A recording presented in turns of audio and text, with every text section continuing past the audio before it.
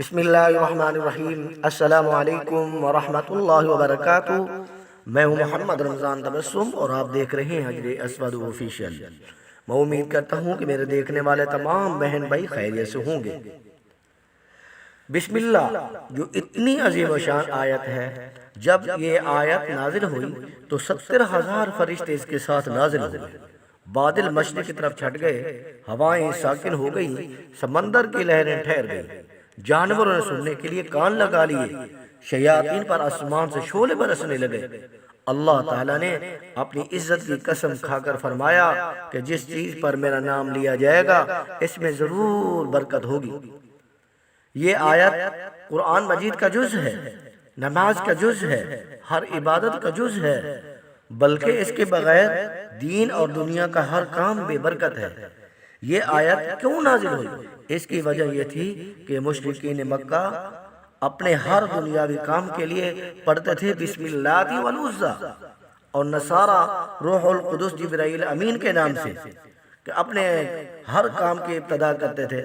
ان کے مقابلے میں اللہ تعالیٰ نے یہ آیت نازل فرما کر حکم دیا کہ تم یہ سب مشرکانہ باتیں چھوڑ کر ہر کام کی ابتدا بسم اللہ پڑھ کر کیا کرو۔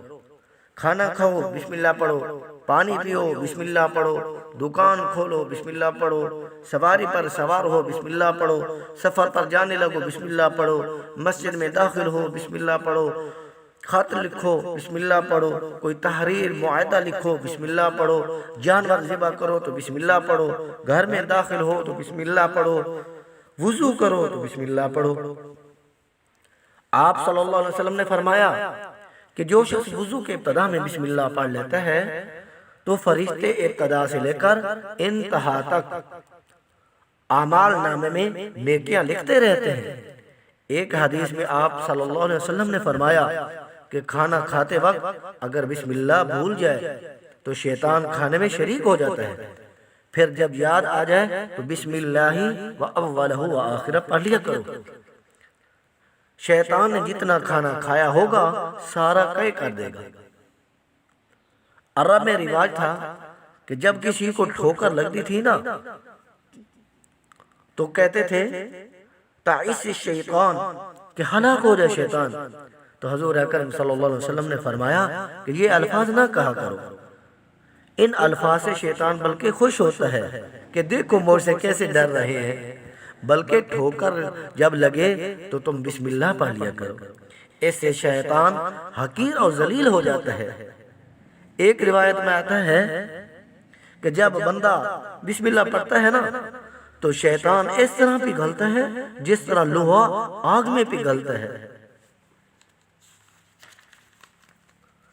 حضرت علی رضی اللہ تعالی عنہ فرماتے ہیں کہ سارے علوم سماویہ 4 کتابوں میں بند ہے، یعنی تورات، انجیل، زبور کا علم پورے قرآن پاک میں ہے، اور سارے قرآن پاک کا خلاصہ 7 حوامیم میں ہے، اور 7 حوامیم کا خلاصہ سورۃ فاتحہ میں ہے، اور سورۃ فاتحہ کا خلاصہ بسم اللہ میں ہے، اور بسم اللہ کا خلاصہ بسم اللہ کی با میں ہے، اور یہ با وصل کے لیے آتی ہے، یعنی ملانے والی۔